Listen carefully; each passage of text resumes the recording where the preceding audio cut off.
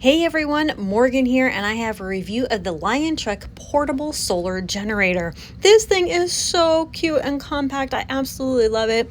It's 150 watts with AC, a USB or USB-C.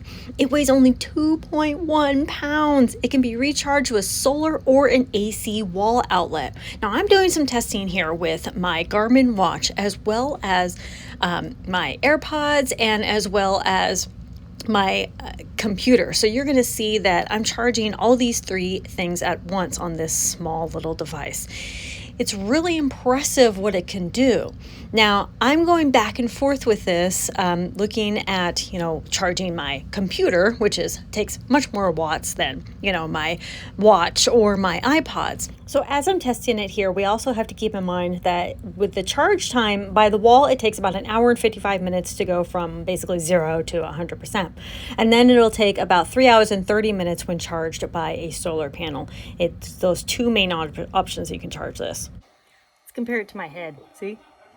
It's actually, my head's like right up against it. So I'm just like showing you, comparisons of like how big it is, like compared to me kind of thing.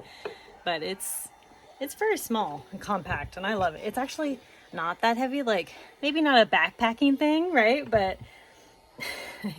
for home, emergency, camping, other various things, maybe not ultralight backpacking, stuff like that, but it's very powerful. I'm not at all concerned about that sound or the fan. I expect bigger battery packs like this to have a fan to help it run better. So it dropped 50% in 20 minutes. So now, my camera could focus. It dropped 50% in 20 minutes. I started this at about 10:50 and it's 11:10 now. So it's dropped 50% the power, which is reasonable considering how much it's drawing. This is actually at 95% power, so that's good too. I think it was like half empty. Well, hey, look at that. My computer fully charged, and there's 12% left. Oh yeah. So at 12%, it says 22 hours with 1 watt being used with just these plugged in. Yeah, so obviously this is going to take more power than these. Things that take more power use more power.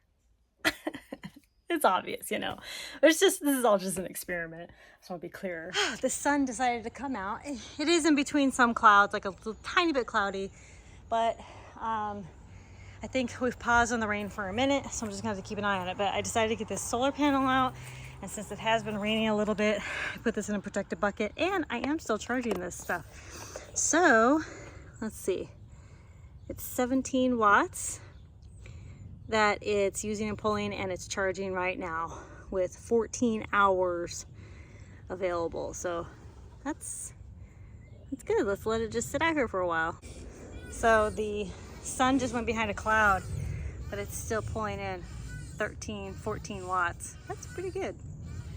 So this is going to be ideal for a lot of smaller things like radios, headlamps, rechargeable batteries, my Garmin watch, the AirPods, your iPhone, or any smartphone. I say radios, yeah. So radios, the no weather radios, it's going to be really fantastic for those things. Dog hair everywhere. It's going to be fantastic for those things. Can it do higher powered, laptops and stuff like that? Absolutely. I would even use this to charge the smaller external batteries as well. I would totally use that for this. So yeah, this is a really powerful device. I love it. It's nice and small and compact. So cute. Okay, well, JK, looks like clouds are rolling in and I'm scared it's gonna rain too, so I am gonna take this in. But in 10 minutes that I had this out here, it went up 2%. And actually, even with the clouds, it's still pulling 10 watts, which is pretty good. If it wasn't gonna rain, I'd probably leave it out, but I'm afraid it's gonna rain. Not watts, percentage, it went at 2%. I like this sweet, oh my gosh, it changes. I didn't even notice that. It's a cool bucket. All right, so these are both done. Green means done. 100%. I have to assume that's 100%, right? And it still has the 14% with 23 hours left, and it's not pulling anything because there's nothing to charge and nothing to pull. Okay, so here's the little fan that you were hearing earlier. That's the fan. That's the fan.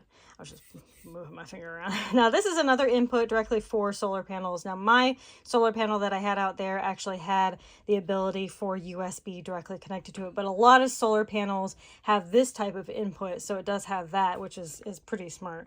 But otherwise, you know, I'm super impressed with this. It has two fans, actually. I genuinely really like this. I can see so many applications for this.